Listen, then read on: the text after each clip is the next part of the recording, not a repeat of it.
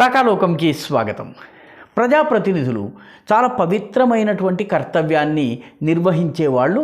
తమ ఎన్నికైనటువంటి క్షేత్రాలలో ఉన్నటువంటి ప్రజా సమస్యల్ని ఎత్తి చూపి వాటికి పరిష్కార మార్గాల్ని కనుక్కునేటటువంటి బాధ్యత వాళ్ళపైన ఉంది. అదేవిధంగా దేశపు ఐక్యత, సార్వభౌమత్వము, అఖండత, పురోగతి, అభివృద్ధి, దీనికి సంబంధించినటువంటి చట్టాలను తయారు చేసేందుకు విధి విధానాల రూపకల్పన చేసేటటువంటి కీలకమైన బాధ్యత వాళ్ళ మీద ఉంటుంది. దురదృష్టవశాత్తు ఇటీవలి కాలంలో ఇద్దరు ఎంపీల ప్రవర్తన ఈ పవిత్రమైనటువంటి నిబంధనలు, నియమాలకి పూర్తి భిన్నంగా ఉంది. ఒక ఎంపీ, రాజ్యసభలో కాంగ్రెస్ తరఫున ఉన్నటువంటి ఎంపీ ధీరజ్ సాహు, రెండవ ఎంపీ తృణమూల్ కాంగ్రెస్కి చెందినటువంటి ఎంపీ మహువా మైత్రా. వీళ్ళిద్దరి వ్యవహార శైలి ఒక రకంగా ఎంపీల నుంచి మనము ఏమి ఆశిస్తున్నామో దానికి పూర్తి భిన్నంగా ఉంది. వీళ్ళిద్దరూ కూడాను తాము చేసినటువంటి తప్పులకి పశ్చాత్తాప పడకపోగా వ్యవస్థలపైన, అధికారులపైన, ప్రభుత్వం పైన, పవిత్రమైనటువంటి పార్లమెంటు వ్యవస్థ పైన దాడులు చేసేందుకు సిద్ధమవుతున్నారు. తిట్ల దండకం పట్టుకునేందుకు, ప్రారంభించేందుకు సిద్ధమవుతున్నారు. బాగా మామూలుగా వీధి కుళాయి దగ్గర ప్రజలు కొట్టుకుంటే ఎలా ఉంటుందో అలాంటి వ్యవహార శైలిని పార్లమెంటు స్థాయిలో చూపిస్తున్నారు. బాగా చదువుకుని ఇంగ్లీష్లో, అది తెలుగులో అయితే మనం వీధి కుళాయి దగ్గర, పంపు దగ్గర గొడవ అన్నట్టుగా చెప్పుకోవచ్చు. వీళ్ళు పార్లమెంట్లో ఆ స్థాయికి తీసుకొస్తున్నారు. ధీరజ్ సాహు రాజ్యసభ సభ్యుడు, అంటే పార్టీకి కావలసిన వాడు, పార్టీకి వనరులు, వసతులు సమకూర్చగలిగిన వాడు. ఈ రోజుల్లో రాజ్యసభ సభ్యత్వము అలాంటి వాళ్ళకి ఎక్కువగా వస్తుంటూ ఉంది, ముఖ్యంగా కాంగ్రెస్ పార్టీలో. ఈ ధీరజ్ సాహుకి ఒక డిస్టిలరీస్ ఉంది, దాని పేరు బౌద్ధ్ డిస్టిలరీస్. ఒరిస్సాలో బౌద్ధ్ అనే పేరు ఉన్నటువంటి ఒక ప్రాంతం ఉంది. ఆ ప్రాంతం పేరు మీద ఈ డిస్టిలరీస్ ఆయన నడుపుతున్నారు. ఆయన డిస్టిలరీలకు సంబంధించినటువంటి ఇన్కమ్ ట్యాక్స్ ఎగవేతకి ఆయన పాల్పడితే దాని మీద రైడ్స్ చేస్తే ఆశ్చర్యకరంగా ఆయన ఇంట్లో అల్మరాల నిండా రూపాయి నోట్లు, 500 రూపాయల నోట్లు కుక్కి కనిపించాయి. మొత్తం చక్కగా అరేంజ్ చేసి కనిపించాయి అన్నమాట. దాదాపు 100 కోట్ల రూపాయల నగదు దొరికింది. అంటే ఒకవైపు ప్రభుత్వం డిజిటైజేషన్ చేస్తోంది, పన్నుల ఎగవేతను నిరోధించేటటువంటి ప్రయత్నం చేస్తోంది, చాయ్ వాలాల వంటి చిన్న చిన్న ఉద్యోగాలు, చిన్న చిన్న ఉపాధి అవకాశాలను ఉపయోగించుకునే వాళ్ళ దగ్గర నుంచి కూడాను డబ్బులు పన్నుల రూపంలో వసూలు చేసే ప్రయత్నం చేస్తుంటే ఈ ఎంపీ గారు 100 కోట్ల క్యాష్ని ఇంట్లో పెట్టుకున్నారు. ఆయనకు సంబంధించినటువంటి సంబల్పూర్, బోలన్గిర్, తితిలాగఢ్, బౌద్ధ్, సుందర్గఢ్, రౌర్కేలా, భువనేశ్వర్, ఖుర్దా, లోహర్దగా, రాంచీలో ఉన్నటువంటి కార్యాలయాల మీద దాడి చేసి ఇన్కమ్ ట్యాక్స్ అధికారులు సోదా చేస్తే దాదాపు 100 కోట్ల క్యాష్ ఎంపీకి సంబంధించిన ఇళ్లలో దొరికింది. ఒక ఎంపీకి సంబంధించిన వివిధ నివాస భవనాల్లో దొరికింది. పన్నుల ఎగవేత, బ్లాక్ మనీ. ఇతను ఈ నిధులంతా దేనికోసం ఉపయోగిస్తున్నారు? ఆయన వ్యక్తిగతంగా ఉపయోగిస్తే పెద్ద ప్రమాదము. వ్యక్తిగతంగా కాకుండా ఆయన పార్టీకి రానున్న ఎన్నికల కోసం కనుక ఇవి దాచిపెట్టినట్లయితే ఇంకా ప్రమాదకరం. ఎందుకంటే ఎన్నికలను డబ్బుతో ప్రభావితం చేసే ప్రయత్నాల్ని నిజాయితీగా అడ్డుకోవలసినటువంటి అవసరం ఉంది. ఈ ఎంపీ తాను చేసినటువంటి పనికి ఏమాత్రం పశ్చాత్తాప పడకపోగా నేను న్యాయస్థానంలో తేల్చుకుంటాను, నేను నిర్దోషిని, నా మీద విక్టిమైజేషన్ జరిగింది, ఈ రకమైనటువంటి భాష మాట్లాడుతున్నారు. కాంగ్రెస్ పార్టీ ఇప్పటి వరకు ఆ ఎంపీ విషయంలో ఆయన ఇంట్లో నగదు ఇలాగా ఓపెన్గా పట్టుబడ్డా కూడాను స్పందించకపోవడము పలు అనుమానాలకు తావిస్తోంది. ఇక రెండవ ఎంపీ మహువా మైత్రా. మహువా మైత్రా అసలు రాజకీయ ప్రవేశమే చాలా సంచలనాలతో కూడుకున్నది. అక్కడెక్కడో స్కాండినేవియన్ కంట్రీలో ఇన్వెస్ట్మెంట్ బ్యాంకర్గా ఉంటూ అక్కడి నుంచి వచ్చి రాజకీయాల్లోకి వచ్చారు. రాజకీయాల్లోకి వచ్చిన తర్వాత ముందు కాంగ్రెస్ తరఫున పోటీ చేశారు, ఓడిపోయారు. ఆ తర్వాత తృణమూల్లో చేరారు. తృణమూల్లో చేరిన తర్వాత ఎంపీ అయ్యారు. ఇది ఆమె ఫస్ట్ టర్మ్. అంటే ఒక 2-3 సార్లు ఎంపీగా ఉంటే కొన్ని కిటుకులు సులువులు అలవాటు పడతాయి. ఈమెకి మొదటిసారికే చాలా కిటుకులు సులువులు అలవాటు అయిపోయినాయి.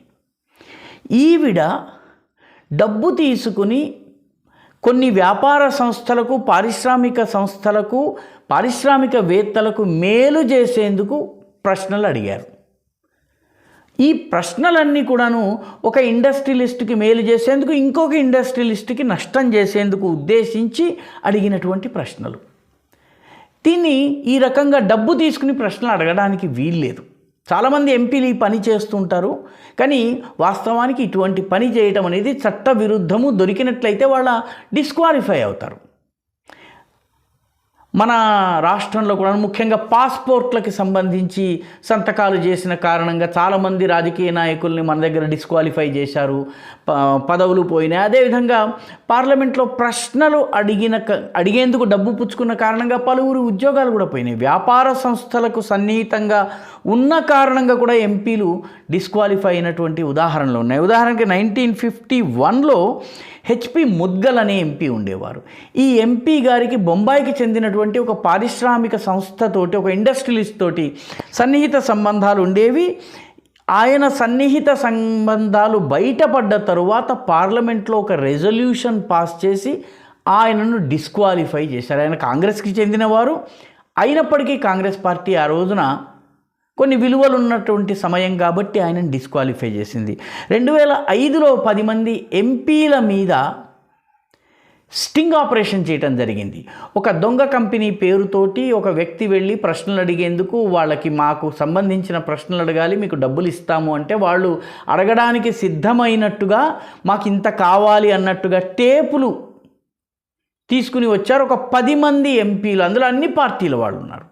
ఆ 10 మంది ఎంపీలను పార్లమెంట్ నుంచి డిస్క్వాలిఫై చేశారు. ఒక్కొక్కళ్ళు ఒక ప్రశ్నకి 10,000 రూపాయలు మాత్రమే తీసుకున్నారు 2005లో. చాలా చిన్న మొత్తం అది. 2005 స్టాండర్డ్లో కూడా చిన్న మొత్తము. చిన్న మొత్తం అయినప్పటికీ కూడా వాళ్ళని తొలగించడం జరిగింది. మహువా మైత్రా ఈమె ఈ దర్శన్ హీరానందాని అనేటటువంటి ఒక పారిశ్రామికవేత్తకి, ఆయనకి అదానికి కొన్ని గొడవలు ఉన్నాయి. అదానికి ఈయనకి బిజినెస్ క్లాషెస్ కూడా ఉన్నాయి. కాబట్టి దర్శన్ హీరానందానికి అనుకూలంగా, అదానికి వ్యతిరేకంగా ఈవిడ పార్లమెంట్లో ప్రశ్నలు అడిగారు. ఈవిడ 61 ప్రశ్నలు అడిగారు ఇప్పటి వరకు. ఈ 61 ప్రశ్నల్లో 52 ప్రశ్నలు అదానిని కేంద్రీకరించి దర్శన్ హీరానందాని కోసము అడిగినటువంటి ప్రశ్నలు. ఈ ప్రశ్నలు అడిగిన కారణంగా ఆమె రకరకాల ఖరీదైనటువంటి బహుమతులు తీసుకున్నారు. బహుమతులు తీసుకున్నటువంటి విషయాన్ని ఆమె నిరాకరించటం లేదు, ఒకటి. రెండవది, తాను ప్రశ్నలు అడిగినటువంటి విషయము నిరాకరించటం లేదు. మూడవది, ఆమె ఢిల్లీలో ఉండగా, ఢిల్లీలో కార్యక్రమాలలో పాల్గొంటూ లోకసభలో ఉన్నటువంటి సమయంలో దుబాయ్లో నుంచి లాగిన్ అయి ఆమె అకౌంట్లో ప్రశ్నలు అడగడం జరిగింది. ఈ దర్శన్ హీరానందాని అనే వ్యక్తి దుబాయ్లో ఉంటాడు. దుబాయ్లో ఉన్నటువంటి ఈ వ్యక్తి దుబాయ్లో ఈ ఎంపీ లాగిన్తో ప్రశ్నలు అడిగారు. ప్రతిసారి ఆమె ఒక ప్రశ్నను వాళ్ళు డైరెక్ట్గా, అంటే ఈమె అడగడం కాదు, డైరెక్ట్గా వాళ్ళు పోస్ట్ చేసేవాళ్ళు. దర్శన్ హీరానందాని విదేశాల్లో ఉంటాడు. ఆయన బంధుమిత్ర వర్గంలో చాలామంది విదేశీయులు ఉన్నారు. చాలా కీలకమైనటువంటి పార్లమెంట్లో డ్రాఫ్ట్ రూపంలో ఉన్నటువంటి చట్టాలు కానీ, రహస్య సమాచారం కానీ ఆయనకు చేరవచ్చును. బిజినెస్ మ్యాన్ కాబట్టి దాన్ని ఆయన ఉపయోగించుకోవచ్చును, లేదా ఆయన బంధుమిత్ర వర్గం ద్వారా మిగతా చోట్ల కూడా వెళ్ళవచ్చును. కాబట్టి ఇది దేశ భద్రతకు ప్రమాదం. అయితే మహువా మైత్రా అతనికి లాగిన్ ఇచ్చింది నిరాకరించటం లేదు, అతను ప్రశ్నలు అడిగింది నిరాకరించటం లేదు. అతని దగ్గర నుంచి ప్రశ్నలు అడిగినందుకు తను లబ్ధి పొందింది. క్యాష్ ట్రాన్సాక్షన్ జరగలేదు, కానీ వేరే రకంగా అతను నాకు గిఫ్ట్లు ఇచ్చాడని చెప్పి ఆమె అంగీకరిస్తోంది. ఇవన్నీ ఆమె చేస్తూ కూడా పార్లమెంట్లో ఒక డ్రామా క్రియేట్ చేసి ఆమె పెద్ద మహిళా హక్కుల దగ్గర నుంచి మొదలుపెట్టి విక్టిమైజేషన్ అని, అడాని యొక్క రాజకీయమని రకరకాల కథనాలు చెప్పి మొత్తం పార్లమెంట్లో హడావిడి చేసింది. చివరికి ఎథిక్స్ కమిటీ ప్రశ్నించినప్పుడు అక్కడ కూడా పెద్ద డ్రామా చేసింది. ఈ డ్రామాను విపక్షాలు సమర్థించటం ఒక విషాదం. చివరికి శుక్రవారం నాడు ఆమెని పార్లమెంట్ నుంచి ఎక్స్పెల్ చేయటం జరిగింది. ఆమెను ఎక్స్పెల్ చేసిన తర్వాత ఆమెకి మద్దతుగా మొత్తము విపక్షాలన్నీ కూడా వాకౌట్ చేసిన, అందులో కమ్యూనిస్టులు కూడా ఉన్నారు. తమాషా ఏంటంటే ఎవరైతే క్యాపిటలిస్టు శక్తులకు వ్యతిరేకంగా పోరాడతామని చెప్తున్నారో వాళ్ళు ఒక క్యాపిటలిస్టు శక్తికి అనుకూలంగా వ్యవహరించిన ఎంపీకి అనుకూలంగా వ్యవహరిస్తూ వచ్చారు.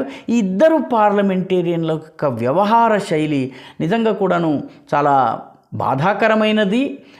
ఈ ఇద్దరు కూడాను తమ యొక్క చర్యల్ని జస్టిఫై చేసుకుని వాటిని వెనకేసుకొస్తున్నటువంటి విధానము ఇంకా దురదృష్టకరమైంది. వీటిని కొన్ని పార్టీలు వెనకేసుకుని రావడము ఇంకా దురదృష్టకరమైంది.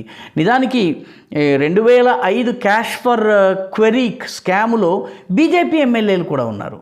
బీజేపీ ఎమ్మెల్యేలను బీజేపీ ఏమాత్రము రక్షించేందుకు ప్రయత్నించలేదు, సరికదా వాళ్ళని తీసేయమని చెప్పి కోరింది. కాబట్టి రాజకీయాలలో ఈ రకమైనటువంటి వ్యవహార శైలి సరైనది కాదు. ప్రజలకు ప్రజాస్వామ్యం పైన నాయకులపైన నమ్మకం పోయేటటువంటి పరిస్థితి రాకూడదు. ఆ పరిస్థితి రాకుండా అందరూ పనిచేయాల్సినటువంటి అవసరం ఉంది. ఈ వీడియో మీకు నచ్చినట్టయితే లైక్ చేయండి, షేర్ చేయండి, ఈ ఛానల్కు సబ్స్క్రైబ్ చేయండి. మీ అభిప్రాయాన్ని కమెంట్ల రూపంలో తప్పనిసరిగా పంపించండి.